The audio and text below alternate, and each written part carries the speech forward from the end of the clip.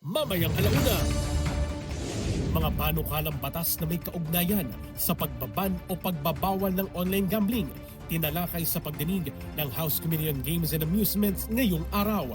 Mga karampatang parusa na ipapataw sa mga masasangkot dito, pinag-usapan din. This proposed measure is about responsibility. Our responsibility to guide, protect, and preserve the values that hold our families and communities together. House Speaker Faustino Boji D. III binigyan diin ang mahalagang papel ng mga barangay official sa paglaban kontra korupsyon. Journalist na pinagbabaril sa Legazpi City, binawian na ng buhay. 4.6 million pesos na halaga ng mga produkto na nakitaan ng paglabag, pinagsisira ng Department of Trade and Industry. At paglulunsad ng 1 RFID na magpapabilis at magpapadali ng biyahe ng mga dumaraan sa expressways, pinangunahan ni Pangulong Ferdinand R. Marcos Jr.